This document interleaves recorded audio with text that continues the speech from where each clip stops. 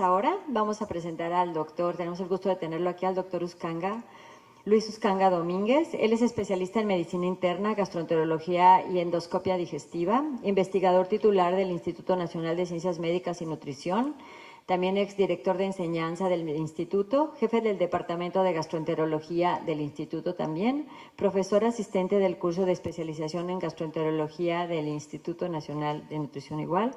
Participa en el comité editorial de la revista de investigación clínica, profesor de múltiples cursos, congresos, simposios, cursos de actualización. Tiene un gran número de publicaciones en revistas nacionales e internacionales, autor de capítulos de libros, libros editados y tesis dirigidas. Es expresidente de la Asociación Mexicana de Gastroenterología y coordinador general del examen de certificación del Consejo Mexicano de Gastroenterología. Entonces le damos la bienvenida. Él nos va a hablar del diagnóstico de la pancreatitis aguda y crónica. Muchas gracias, doctor Uscanga. Gracias, Cristi. Gracias, Anabeta. No le crean todo eso. No le crean, no le crean. Me han pedido que platique con ustedes de diagnóstico de pancreatitis aguda y pancreatitis crónica, al igual que el intestino corto y que los manejos de pacientes con ostomías. El tratamiento integral del enfermo con pancreatitis aguda requiere grupos multidisciplinarios. Grupos que estén interesados en fisiopatología, en tratamientos, en apoyo nutricio, infectólogos y muchas otras especialidades que vamos requiriendo en la evolución de los enfermos con pancreatitis. Quiero abrir con un caso. Esta es una mujer de 60 años de edad que ingresó al instituto con dolor transfictivo, náusea y vómito de 12 horas de evolución. Tiene un índice de masa corporal apenas de 30, una frecuencia cardíaca de 120 por minuto, una respiratoria de 20, tensión arterial normal y fiebre.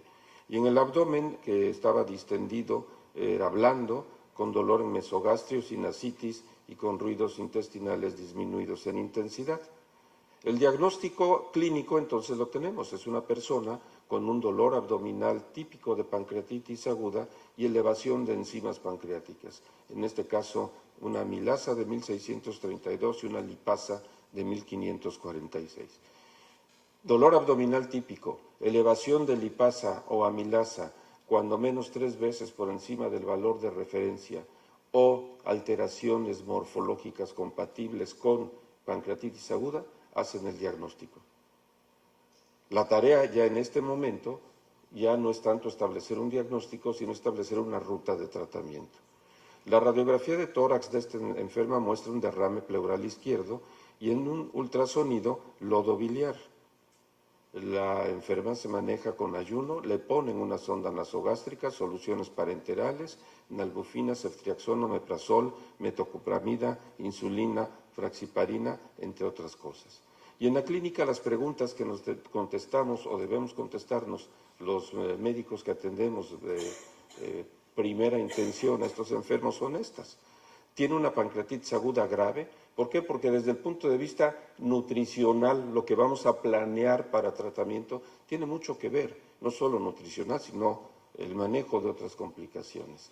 ¿Por qué? Porque en la pancreatitis aguda leve el paciente va a comer rápidamente, 24, 48, 72 horas después ya está comiendo. Es más, si nos descuidamos en los hospitales se vuela la charola del dejunto. Y porque pueden comer, no tienen dolor, están bien. El problema es el grave.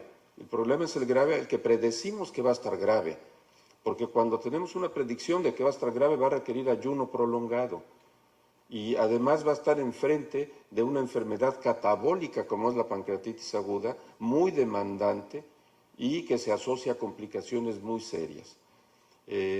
Otras preguntas clínicas que vieron ustedes aquí. Y hace muchos años nosotros diseñamos estos criterios de gravedad y los publicamos en el 87 y ahora son los criterios que se usan en todos lados. Cuando hay complicaciones de la enfermedad, en aquella época hablábamos de necrosis y hemorragia porque se operaban muchos enfermos. Ahora ya prácticamente no se operan enfermos con pancreatitis aguda o cuando esto causaba muerte. Pero en el momento actual, en el 2016, año del señor Trump, la pancreatitis se llama grave, esto se cortó ahí, pero se llama grave cuando tiene falla orgánica múltiple, es una, es persistente esta falla orgánica múltiple, ese es el dato de gravedad más importante, se le llama moderada, los americanos llaman moderadamente grave, cuando tienen complicaciones locales y respuesta inflamatoria sistémica persistente, y ese es un paciente que va a estar semanas en el hospital esperando a que se complique y que requiere apoyo nutricio. O bien crítica cuando esto se infecta y cuando hacen falla orgánica secundaria al proceso infeccioso. Y los criterios de Ramsson, ¿dónde quedan los criterios de Ramsson? La enferma no tenía criterios de Ramsson, ni de INRI, ni Apache 4, ni Apache O, ni VISAP, ni Marshall, ni nada de eso. Y más aún lo que casi no se ve en la parte de abajo de la diapositiva. Los estudios actuales han demostrado que métodos tan simples como medir el nitrógeno de urea o el hematocrito es tan útil como medir toda la serie de parámetros que antes medíamos para evaluar gravedad.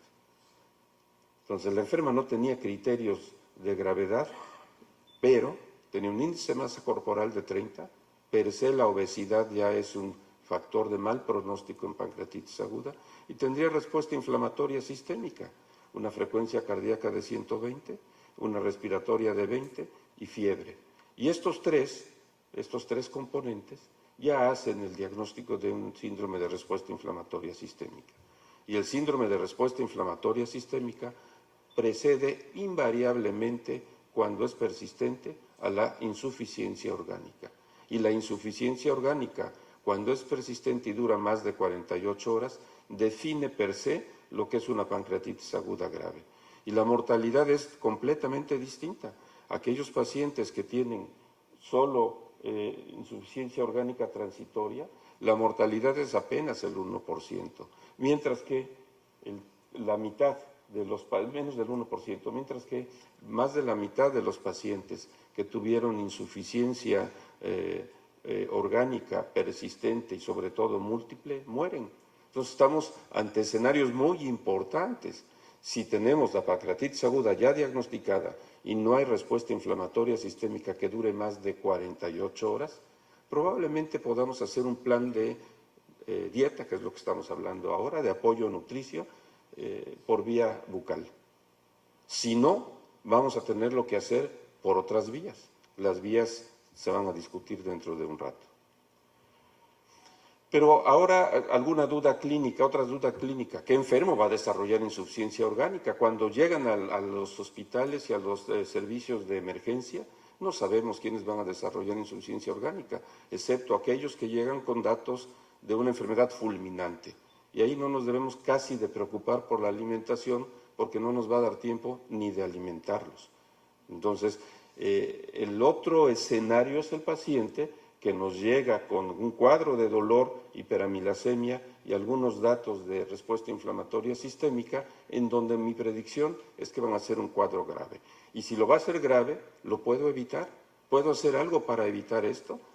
La insuficiencia orgánica se debe a la liberación de mediadores de la inflamación, sobre todo el factor de necrosis tumoral alfa, que es un controlador de la liberación de otros mediadores de la inflamación, tanto tisular como sistémica. Otra estrategia es evitar la hipovolemia, y eso es muy importante, y abatir el riesgo de infecciones.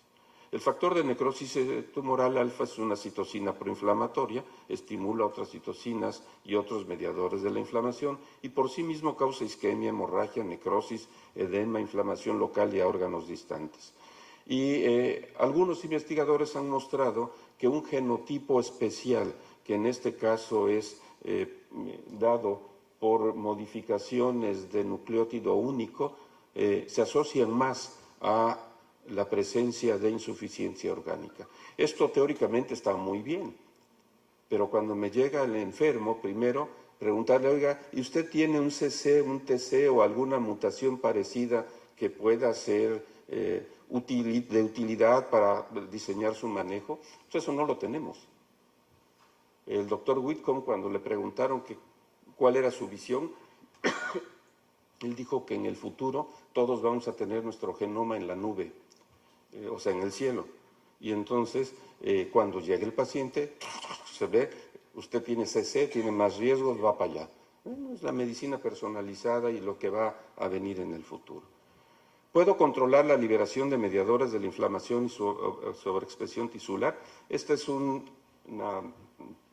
dibujo, un cartón, en donde se ve el disparo de la pancreatitis aguda, aquí, de las enzimas, cómo inmediatamente después hay una liberación progresiva de citocinas que son las que causan la inflamación, y estas citocinas cómo van antes, pero vean el tiempo, es en horas, antes de la existencia de insuficiencia orgánica. Entonces, lógicamente, si quitamos estas citocinas, no vamos a tener respuesta inflamatoria y no vamos a tener insuficiencia orgánica. El problema es identificar al enfermo que pueda ser llevado, por ejemplo, a una plasmaféresis desde que ingresa a un servicio de urgencias. Segundo problema, muchos no llegan en las primeras 6 horas. El único modelo de pancreatitis aguda que puede servir para diseñar estrategias así es el que se induce o se produce después de una canulación retrógrada de la ámpula de Vater, en donde sí sabemos cuándo empieza y sí lo tenemos en el hospital para las horas siguientes. Y sin embargo, aún en ese modelo hay mucha discusión, dice, si lo podemos evitar disminuyendo la liberación o bloqueando las citocinas, por ejemplo, con fármacos, indometacinas y otras cosas que se han querido utilizar. Lo que sí podemos hacer es el punto número 3, evitar la hipovolemia que ocasiona hipoperfusión tisular y que sea la causa de la necrosis. Y aquí otra vez esta tabla, este dibujo. Aumento de la permeabilidad paracelular que está aquí y la disminución de la perfusión preceden una vez más a la falla orgánica. Y tenemos un periodo de ventana de 0 a 24 horas para evitar esto. ¿Cómo lo vamos a evitar? Hidratando a mi enfermo. ¿Cómo debe ser la hidratación? Oportuna. En cuanto llegue mi enfermo, calcular sus requerimientos es mucho mejor que si me tardo en lo que vienen los exámenes, en lo que llamo al especialista y viene el doctor Uscanga a decirnos no les hagan tomografía y cosas así, perdemos tiempo. Controlada. Los estudios en el momento actual han mostrado que si ponemos poco líquido es malo, pero si ponemos mucho líquido también es malo. Entonces tenemos que controlar la hidratación. Y se ha demostrado que el Ringer, que es muy parecido al Harman de nosotros, es mejor que utilizar salina.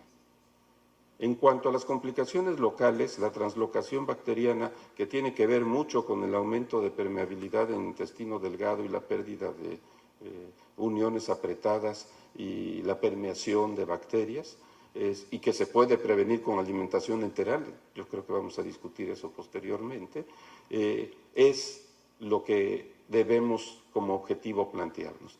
Desafortunadamente, ni los antibióticos profilácticos, la alimentación enteral sí, pero los antibióticos profilácticos no han podido demostrar ninguna utilidad en el manejo de estos enfermos. Y esto es el papel que puede jugar la nutrición, favoreciendo sobre todo a la nutrición enteral sobre la nutrición parenteral en el manejo de estos casos. Y bueno, un trabajo aquí en donde incluso comparan la alimentación por sonda nasogástrica con la alimentación enteral y les va exactamente igual. Una observación aquí, si van a usar sonda nasogástrica no es para que le pongan el medio litro de solución en el estómago de un jalón. Esto es casi por gastroclisis, por gastroclisis, que es como se debe administrar la alimentación a través del estómago. Por muchos años insistíamos mucho en mandar a los enfermos a estudios endoscópicos para colocar una sonda nasoyeyunal para alimentar, porque creíamos que así poníamos al páncreas en reposo, evitábamos el duodeno. Eso ya está demostrado, no pasa nada, podemos utilizar el estómago. Entonces, en conclusión sobre pancreatitis aguda, debemos identificar oportunamente al enfermo que tiene pancreatitis aguda, sí, pero sobre todo el que tiene pancreatitis aguda grave. El síndrome de respuesta inflamatoria persistente es el que nos permite, desde el punto de vista clínico, hacer esa distinción. ¿Debemos prevenir las complicaciones? Bueno, lo intentamos con una hidratación adecuada y una vigilancia estrecha, pero sobre todo con el inicio precoz del apoyo nutricio. Es curioso que después de platicar esto ya por muchos años en foros, en gastroenterología, en cirugía, en todos lados, nos siguen llegando a los institutos con alimentación parenteral total. Y siguen llegando y creo que van a seguir llegando. Las infecciones son una causa muy importante de morbilidad y mortalidad.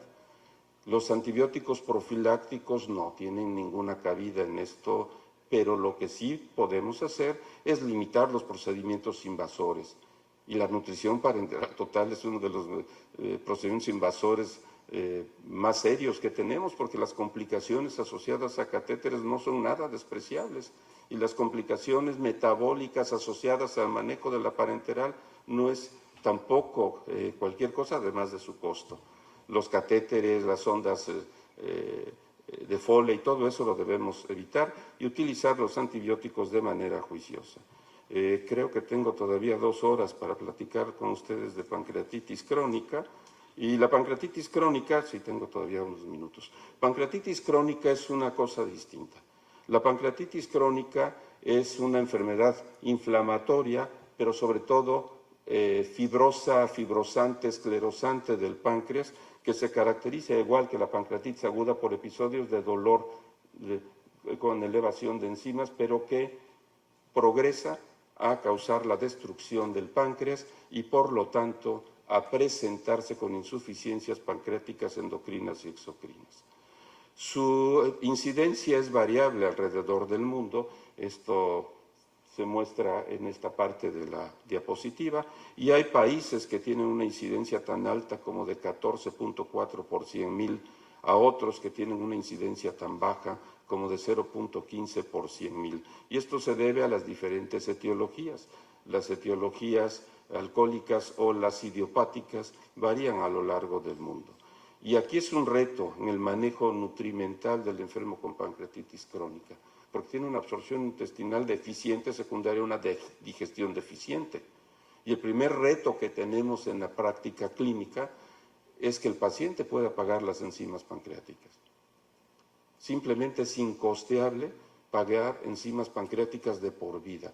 Una cajita de la enzima pancreática que tenemos en el mercado en este momento vale un dineral y se acaba en 5 o 6 días una caja y lo va a tomar todo el tiempo.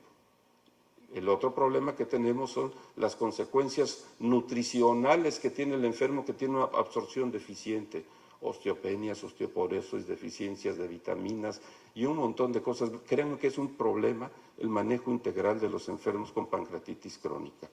Las admisiones hospitalarias se muestran en esta diapositiva y las áreas geográficas acá también en cuanto al porcentaje de pacientes con pancreatitis crónica causada por el alcohol.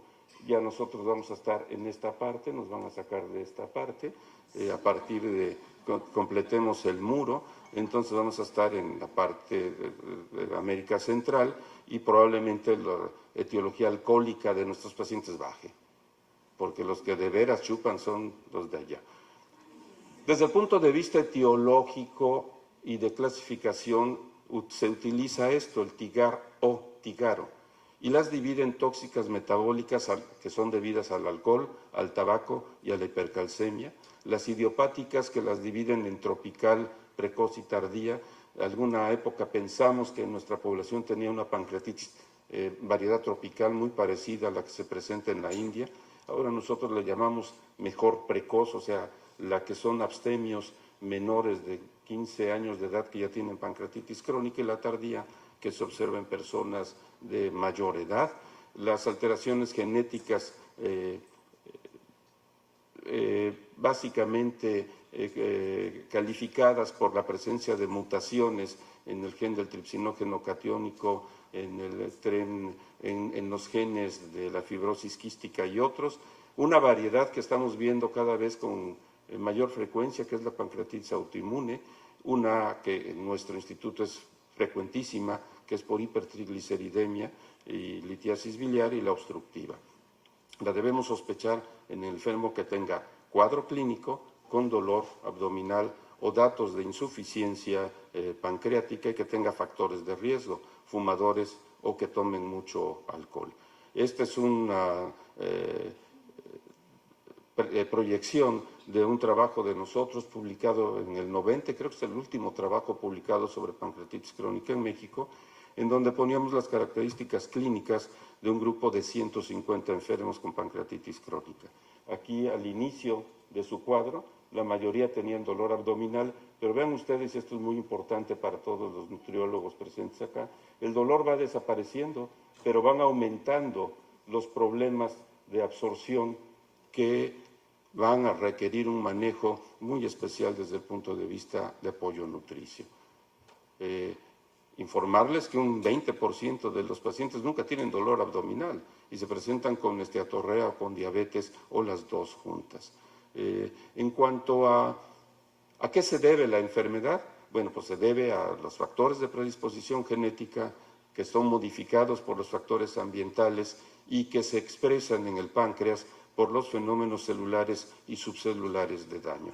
La predisposición genética son la presencia de estos genes, pero debo decirles que es la causa menos frecuente de pancreatitis. Por algún motivo que todavía no identificamos, son los factores ambientales, básicamente el alcoholismo y el tabaquismo, que probablemente facilitado por estas mutaciones, da lugar tanto a formas agudas de pancreatitis como a la evolución de la pancreatitis crónica calcificante.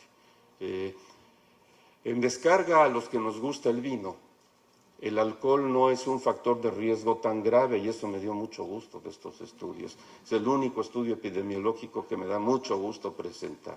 El riesgo de padecer una pancreatitis aguda, de la pancreatitis crónica alcohólica, si uno toma, es no mucho mayor que la gente que no toma. El que sí es impresionantemente muy alto es cuando se fuma. Entonces, otro aspecto muy importante en el manejo de estos enfermos. Aquí el alcohol, y vean cómo el riesgo solo es cuando es muy intenso, más de 5 tragos por día. Y eso solo el doctor Lira, y solo cuando no está Cristi. Cuando ella está, ni una. ¿Cómo hacemos el diagnóstico? Lo hacemos con alteraciones estructurales que se muestran aquí y con alteraciones funcionales. Y desde el diagnóstico precoz lo hacemos con ultrasonido endoscópico ahora o con pruebas de función pancreática directas. Esta prácticamente no se hace. Ya no hacemos pancreatografía para diagnóstico, pero sí hacemos resonancia magnética. Y entre más tardío es, el enfermo va a presentar calcificaciones y va a ser más fácil hacer el diagnóstico, pero también es cuando ya está más alterada la función pancreática que queremos prevenir. Aquí unos ejemplos de imagen y aquí otros de funciones pancreáticas invasoras y no invasoras que se usan en la práctica. En conclusión, es una enfermedad rara, no es muy frecuente, pero existe y la debemos tener en mente. Incluirla en el diagnóstico diferencial del dolor abdominal crónico, síndrome de absorción intestinal deficiente y diabéticos con diarrea. Debemos establecer una ruta crítica para diagnóstico y referir a los pacientes que sospechen de esta enfermedad a los lugares donde hay grupos interesados en esto. Porque si no, de veras van a sufrir mucho nuestros enfermos por manejos inadecuados. Muchas gracias.